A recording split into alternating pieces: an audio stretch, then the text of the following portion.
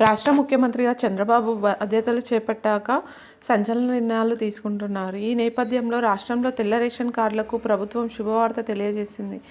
July నెల 1వ తేదీ నుంచి బియ్యం, పంచదారతో పాటు కందిపప్పు అందించనున్నట్లు స్పష్టం చేయడం జరిగింది. చంద్రబాబు ఆదేశాలతో పౌర సరఫరాల శాఖ అధికారులు చర్యలు తీసుకుంటున్నారు. గత కొన్ని నెలలుగా రేషన్ షాపులలో కందిపప్పు ఇవ్వడం లేదని సమాచారం తెలుసుకోవడంతో స్పందించిన చంద్రబాబు కందిపప్పు కూడా ఇవ్వాలని ఆదేశాలు ఇవ్వడం జరిగింది. దీంతో పంపిణీ కోసం కందిపప్పును కొనుగోలు చేసి రేషన్ షాపులకు పంపించనున్నట్లు సమాచారం. రాష్ట్రంలో ప్రభుత్వం జారీ చేసిన తెల్ల రేషన్ కార్డుదారుల కోసము కేంద్ర ప్రభుత్వం అనేక రకాల పథకాలను అమలు చేస్తుంది. అయినా చాలామంది కేంద్ర ప్రభుత్వం అందించే అనేక సదుపాయాలు ఉపయోగించుకోలేకపోతున్నారు. దీనికి కారణం అవగాహన లేకపోవడం. ఇన్ని పథకాలు ఉన్న లబ్ధిదారులు వాటిని ఉపయోగించుకోకపోవడంతో నిరుపయోగంగా మారుతున్నాయి. వాటిని ఒకసారి ఇప్పుడు చూద్దాం. మొదటగా ఆరోగ్యపరంగా చూస్తే కేంద్ర ప్రభుత్వం ఆయుష్మాన్ భారత్ యోజన అనే ఆరోగ్య బీమా పథకాన్ని ఏర్పాటు చేసింది.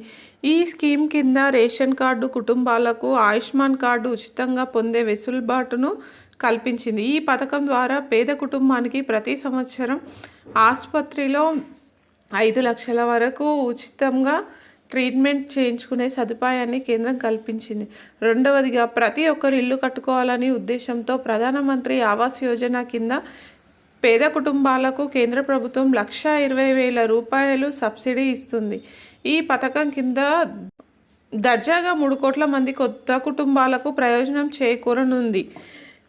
అలాగే ప్రతి ఇంట్లో వంట చేసుకోవడానికి వీలుగా ప్రధానమంత్రి ఉజ్వల యోజన కింద ఉచితంగా గ్యాస్ కనెక్షన్, అదేవిధంగా గ్యాస్ స్టవ్ అందిస్తున్నారు.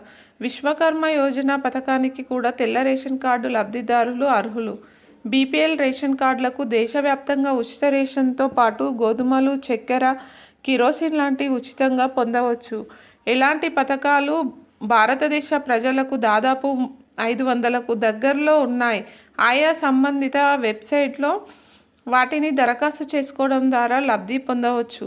రేషన్ కార్డ్ అనేది గుర్తింపు మరియు చిరునామా ధృవీకరణ కోసం ఉపయోగించే ముఖ్యమైన చట్టపరమైన పత్రంగా పరిగణించబడుతుంది. ప్రజలందరూ ప్రభుత్వ పథకాల నుంచి లబ్ధి పొందేందుకు వీలుగా ఇంటి అవసరాలను సబ్సిడీ ధరకు పొందడానికి మొదట రేషన్ కార్డు ఉపయోగించబడుతుంది.